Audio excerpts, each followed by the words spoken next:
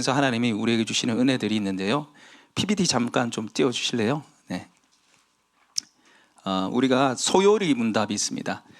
소요리 문답은 뭐냐면 기독교 장로교회를 다니시는 분들이라면은 믿어야 될 신앙 고백이 여기 나와 있고, 이거를 교리라 그럽니다. 교리. 그러니까 성경에 나와 있는 진리를 압축을 해서 우리에게 알려주는 게 교리고요. 문답은 묻고 답하는 거예요. 쉽게 이해할 수 있도록 만들어줬는데, 오늘 이제 성례죠. 성례는 따라합시다. 세례와 성찬, 그걸 합쳐서 성례라 그러는데, 문이 이렇습니다. 성례가 어떻게 효력이 되어 구원을 얻게 하는가?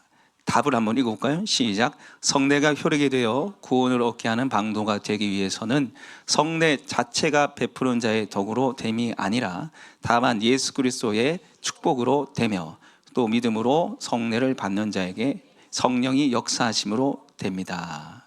아멘. 여기 보면은 성례, 세례와 성찬이 어떻게 이 효력을 발생할 수 있는가에 대해서, 이 성례 자체가 능력이 있는 게 아니에요. 그러니까 로마 가톨릭은 화채설을 주장하잖아요. 이거 떡이 진짜 예수님의 몸으로, 피가 진짜 예수님의 살로, 그게 아니죠. 예수님이 축복하심을 말미암아서 우리가 믿음으로 여기에 동참함을 통해서 하나님 우리에게 성령을 통해 은혜 주신다는 것을 믿음으로 고백함을 통해서 효력이 발생된다는 거예요. 그리고 92문, 성례란 무엇입니까? 같이 읽어볼게요. 시작. 성례란 그리스도가 정한 거룩한 규례로서 성례 안에서 그리스도와 새 언약의 유익들이 눈에 보이는 상징을 통해 신자에게 나타나고 확인되며 적용됩니다. 아멘. 그래서 눈에 보이잖아요. 세례 눈에 보이고 성찬 눈에 보이는데, 그것이 이 성례를 통해서 나타나고 확인되고 적용된다는 거예요. 따라합시다. 나타나고 확인되고 적용된다. 예수님이 나를 사랑하시는가? 내가 정말 죄 사함을 받았는가? 내가 정말 하나님의 자녀인가? 이것이 나타나고 확인되고 적용되는 것이 세례와 성찬인 줄 믿습니다. 재확인될 뿐만 아니라 더 큰 은혜로 우리에게 찾아온다는 거죠.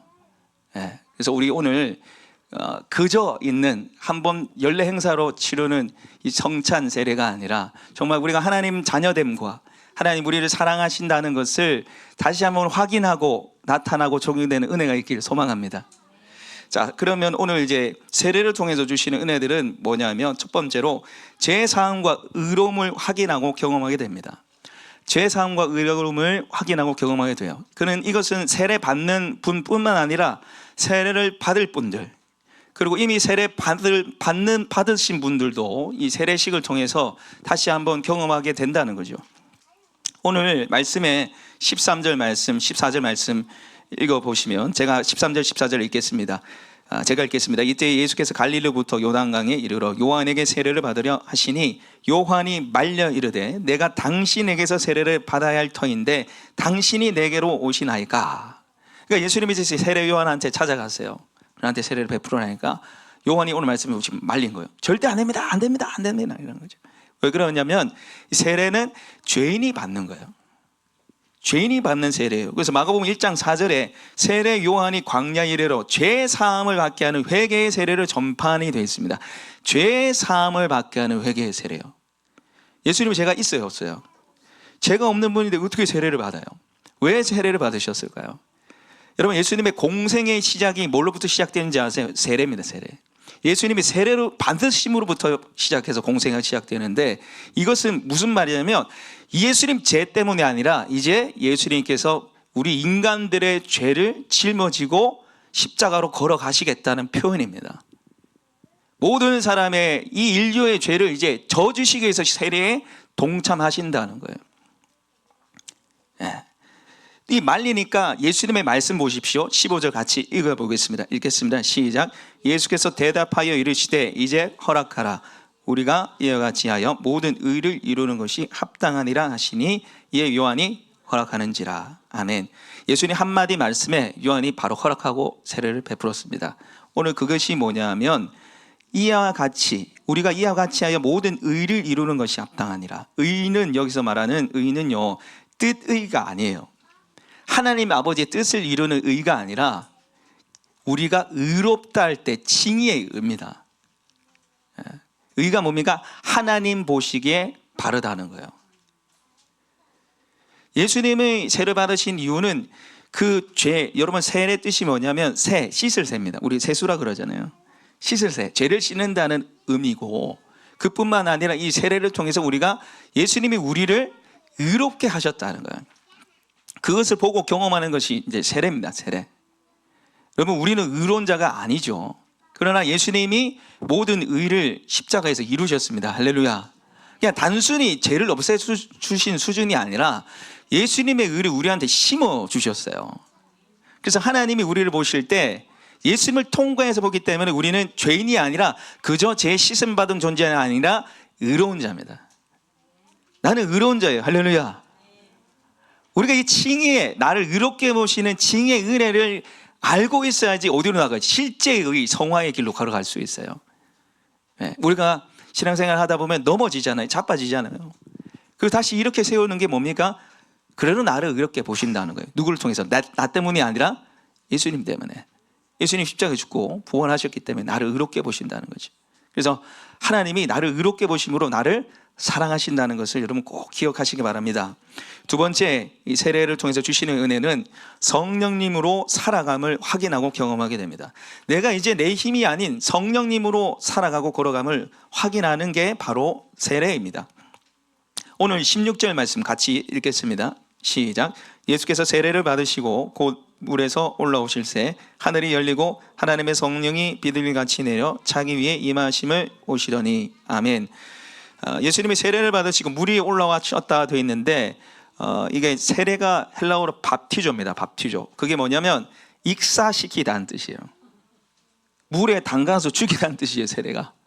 제가 이게 물을 뿌려서 성부와 성자와 성령 이름의 세례를 주려나, 장로교는 그냥 물을 뿌리지만 예수님이 받은 세례는 그냥 물 뿌리는 세례가 아니라 아예 물에 잠기는 거예요. 지금도 침례교는 강가에 데려가가지고 아니면 세례탕을 만들어서 거기에 눕혀버립니다. 물에 잠기는 뜻이 뭐냐면 죽는다는 거예요. 로마서 6장에 보시면 우리가 그리스도와 연합해서 합해서 세례를 받았고 그와 합해서 우리가 죽었다고 되어 있어요. 세례는 옛 자아가 죽는 거예요. 내 마음대로 살아갔던 삶이 죽는 거예요. 그리고 오늘 예수님이 올라오셨습니다. 오늘 15절 말씀 보시면요, 죄송합니다, 16절에 세례 받으시고 물 위에 올라오실 때 하늘이 열리고 하나님의 성령이 비둘기같이 내려 자기 위에 임하심을 보더니. 예수님이 세례를 받으셨다, 물에 잠기시고 물에 올라오셨을 때 누가 임합니까? 성령님이 임하세요. 성령님이. 네, 성령 하나님이 그곳 가운데 임하신 거예요. 오늘 여기 우리의 말씀에 안 나와 있는데 여기 보시면은 곧 물에서 올라오실새 다음에 뭐냐면 이두에서 보라, 감탄사가 나서 보라 하늘이 열리고 성령이 비둘기같이 내렸다. 그걸 예수님 보셨다는 거예요. 이게 무슨 말이냐면 우리가 예수님과 함께 세례는 죽고 예수님을 위해서 이제 살아가는 삶인데, 예수님을 위해서 살아가는 삶은 우리의 힘과 능력이 안 된다는 거예요. 누구 능력으로 되는 거예요? 성령의 능력으로 되는 거예요. 성령의 능력. 예. 예수님이 세례받고 올라오실 때 성령이 임했잖아요. 그리고 예수님의 사역을 보시면 성령의 이끌리심에 따라서 사역을 하셨어요. 그리고 성령의 기름 부으듯 충만하게 임해서 귀신을 쫓아내고 병자를 고쳤다고 사도행전 말씀 보시면 나옵니다. 마태복음 나와 있지 않지만 여러분 누가복음 3장에도 예수님이 세례를 받은 장면이 나와요. 근데 누가복음 4장 1절에 보시면 이렇게 나와 있습니다. 띄워주시면 감사합니다. 같이 읽어볼까요? 시작. 예수께서 성령의 충만함을 입어 요단강에서 올라오사 광야에서 40일 동안 성령에게 이끌리시며. 세례, 누가복음 3장의 세례를 받으시고 성령 충만을 받아서 성령에게 이끌리시어 광야로 들어가셨어요. 예수님의 삶을 성령의 인도하심을 받는 삶이었다는 거예요. 우리 또한 세례의 의미는 뭐냐면 예수님으로 죽고 이제 예수님에 사는데 그 삶을 살기 위해서는 성령 충만의 은혜가 필요하다는 거예요. 그리고 성령님이 이미 우리에게 오셨다는 거예요. 성령님이 우리의 삶을 인도해 주신다는 거죠. 네. 무릇 그리스도의 영이 없으면 그리스도의 사람이 아니라고 로마서 8장에 아주 강력하게 사도 바울이 얘기합니다. 무릇 하나님의 영으로 인도함을 받는 그들이 곧 하나님의 아들이라. 할렐루야. 하나님의 자녀 누굽니까? 하나님의 성령으로 인도함을 받는 사람. 성령님 우리의 삶을 이끌어 나가십니다. 그 성령 안에 거하는 기쁨을 누리시기는 축복가 있길 소망합니다. 자, 세 번째로는요, 제가 마음이 급해가지고 말이 좀 빠릅니다. 양해해 주시고 지금 53분인데 제가 좀 빨리 진행하겠습니다. 세 번째는 세례를 통해서 주시는 은혜는 사랑받는 자녀임을 확인하고 경험하게 됩니다. 사랑받는 자녀임을 확인하고 경험하게 되는 게 세례예요.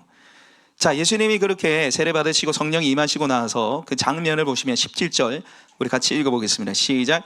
하늘로부터 소리가 있어 말씀하시되 이는 내 사랑하는 아들이요 내 기뻐하는 자라 하시니라. 아멘.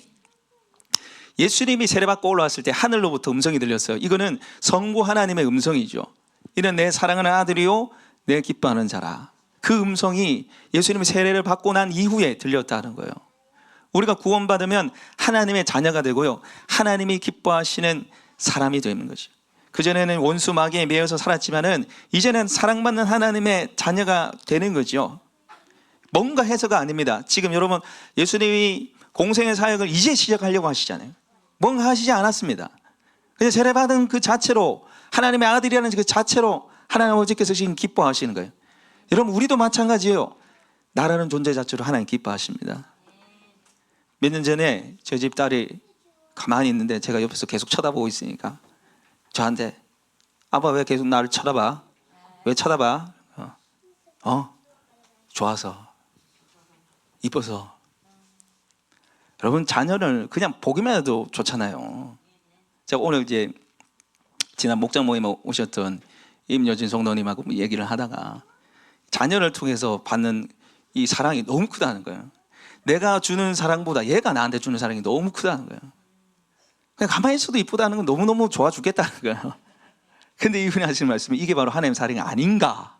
이건 아직 예수님 영접 안 했어요. 여러분 하나님이 존재 자체로 나를 기뻐하십니다. 내가 뭔가 해서가 아니고요, 내가 헌금 많이 해서, 내가 봉사 많이 해서 아니에요. 내가 전도 많이 해서 아니에요. 나라는 존재 자체로 내가 하나님 자녀가 됐으니까 나를 기뻐하시는 거죠. 그리고 이 하나님 사랑을 알면 우리가 자연스럽게 하나님 위해서 헌신하고 봉사하게 되어 있습니다. 사랑받는 자녀입니다. 잊지 마시기 바랍니다. 자, 이외에 네 번째는요, 마지막입니다. 이 세례를 통해서 한 가족임을 확인하고 경험하게 됩니다. 세례를 통해서 한 가족임을 확인하고 경험하게 돼요. 성경 구절을 좀 띄워주실래요? 고린도전서 12장 13절 우리 같이 읽겠습니다. 시작. 우리가 유대인이나 헬라인이나 종이나 자유인이나 다 한 성령으로 세례를 받아 한 몸이 되었고 또 다 한 성령을 마시게 하셨느니라. 아멘. 잠깐 멈춰주세요. 여기 보시면 유대인, 헬라인, 종, 자유인 이렇게 되어 있는데 유대인과 헬라인은 절대 하나 될 수 있는 사람이 아니에요. 유대인들은 헬라인들 볼 때 저 지옥의 땔감, 지금도 정통 유대인들은 이방인들을 볼 때 아우 저 지옥의 땔감들, 지옥불에 던져질 인간들이 이렇게 생각했어요. 그리고 헬라인들은 유대인들을 아주 미개한 사람들로 보고 말이 안 통하는 인간들로 봤어요. 그냥 착취의 대상, 지배의 대상으로 봤어요. 그리고 종과 자유인, 이것도 하나 될 수 없죠. 종은 이때 당시에 자유인, 주인들의 소모품이에요. 죽여도 별 문제가 없어요. 그냥 소유물입니다. 그러니까 이 지금 유대인, 헬라인 하나 될 수 없고 종이나 자유인이 절대 하나 될 수 없는 사람들이 한 성령으로 세례를 받아 한 몸이 되었다는, 한 가족이 되었다는 거예요. 세례를 통해서 한 가족됨을 경험하게 된다는 것입니다. 여러분 이 동호회 이런 데 가면은, 저도 동호회 뭐 가보지 않았지만은 제가 예전에 그 당근에서 뭐 이렇게 전도해 보려고 이렇게 모임도 찾아보고 했더니 뭐 충효동에 노래방 같이 갈 사람 그 주인장이 중학교 2학년짜리 애예요. 그런데 뭐 노래방 가자고 뭐 사람들이 얼마나 다른지 몰라요. 거기에 노래 좋아하는 사람 모이라는 거죠. 그것만 해도 여러분 그렇게 자기들끼리 모아서 뭐 좋아서 못 사는데, 우리는 하나님 믿는 사람들이잖아요. 한 아버지를 모시고 한 예수 그리스도 통해서 구원받는 사람이고, 그래서 여기 말씀해 보시면은 한 성령으로 세례받아 한 몸이 되었다는 거죠. 이 세례식은요, 한 가족됨을 우리가 경험하는 시간이에요.